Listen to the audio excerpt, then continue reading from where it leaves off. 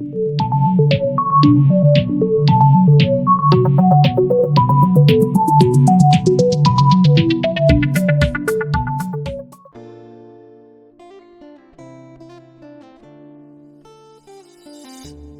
village de Nzukokore, situé dans la sous-préfecture de Ngesankro, dans le département de Bongwanou, a vécu un drame vers la fin du mois de juillet 2020. La consommation de la soude d'un serpent pris au piège par un fils dudit village a tourné au drame, avec la mort de celui qui a tranché la tête du reptile sans oublier les nombreux malades, à la suite du festin. Avis aux amateurs de la chair de serpent, il va désormais falloir faire attention à toutes les viandes de serpent qu'ils consomment.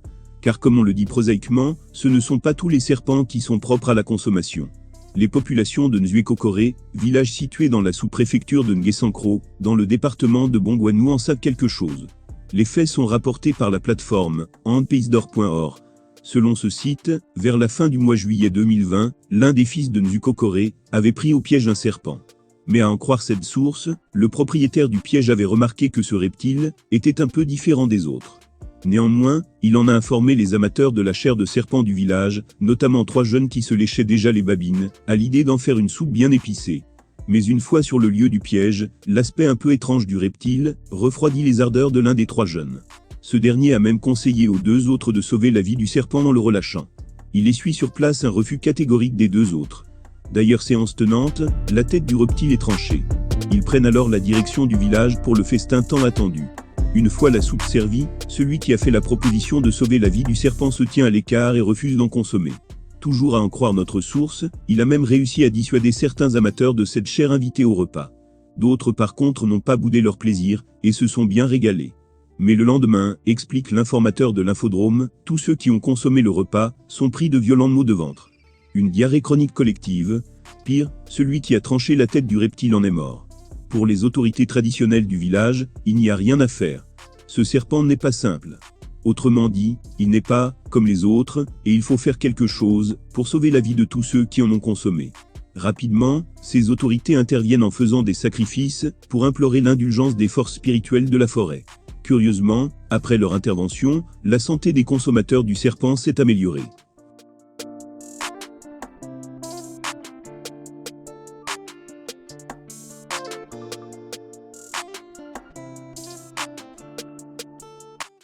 Arrêté il y a quelques jours pour outrage au chef de l'État, l'artiste-chanteur Eskeli s'est retrouvé au 1er arrondissement de police de Bouaké à la prison civile, où il serait actuellement détenu.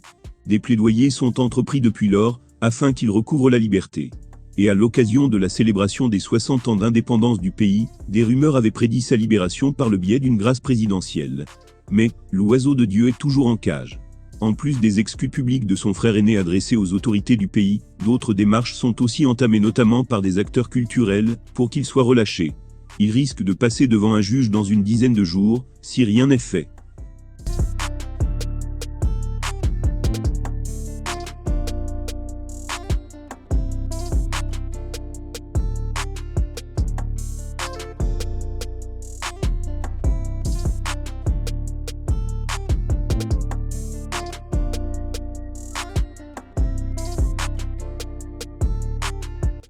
Candidat déclaré à la présidence de la Fédération ivoirienne de football, FIF, Didier Drogba sera bien présent dans les urnes, le 5 septembre prochain. C'est du moins l'annonce faite par Kopa Barry, ancien gardien des éléphants de Côte d'Ivoire. En ballottage défavorable il y a quelques semaines, Didier Drogba sera finalement candidat à la présidence de la Fédération ivoirienne de football. En attendant l'annonce de la commission électorale, qui devrait intervenir dans les prochaines heures, le meilleur buteur de l'histoire des éléphants de Côte d'Ivoire a annoncé la nouvelle à Kopa Barry, son ex-coéquipier et fidèle soutien. À mon réveil je lis ce message. Bonjour bro. On est officiellement validé pour la candidature à la FIF. Signé Didier Drogba, a écrit Kopa Barry sur Facebook. Dans son message, le champion d'Afrique 2015 a également appelé à la mobilisation des internautes pour une victoire de Didier Drogba en septembre prochain.